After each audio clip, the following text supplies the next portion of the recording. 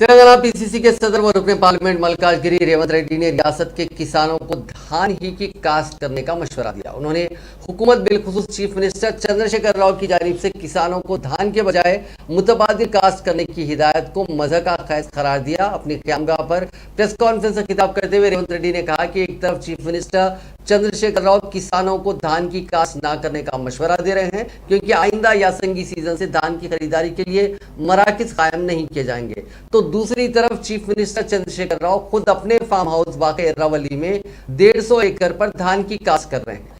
Press conference के दौरान रेवंत रेड्डी ने चीफ मिनिस्टर के फार्म हाउस की उन तस्वीर और वीडियोस को सहाफियों को दिखाया जिसमें धान की काश्त हो रही है। उन्होंने चीफ मिनिस्टर के साथ वजीर ज़राअत, वजीर सिविल सप्लाई से सवाल किया कि केसीआर के फार्म हाउस में पैदा होने वाली धान की कौन खरीदारी करेगा और किस कीमत पर। रेवंत रेड्डी ने कहा कि धान की खरीदी से रियासती हुकूमत इनकार नहीं कर सकती।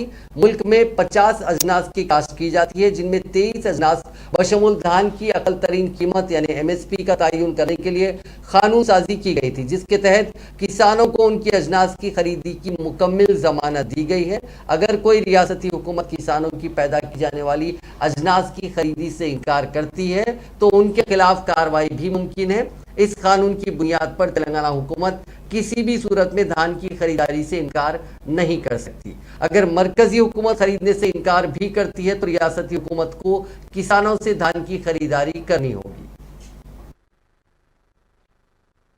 భద్రతలు గాని రాష్ట్ర ప్రభుత్వ పరిధిలో ఉంటే టెలికాం గాని రైల్వేస్ గాని ఇన్కమ్ ట్యాక్స్ గాని ఇలాంటి చట్టాలు పూర్తిగా కేంద్ర ప్రభుత్వం పరిధిలోనే ఉంటాయి। దాంట్లో అమలు చేసే ప్రతి విధానం తీసుకొచ్చే చట్టాన్ని ప్రజల చేత అమలు చేయించే బాధ్యత కేంద్ర ప్రభుత్వం ఉంటుంది।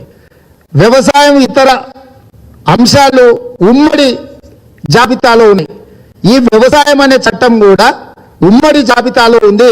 కేంద్ర ప్రభుత్వం కొన్ని బాధ్యతలను నిర్వహిస్తే రాష్ట్ర ప్రభుత్వం ఇంకొన్ని బాధ్యతలను నిర్వహించాలా।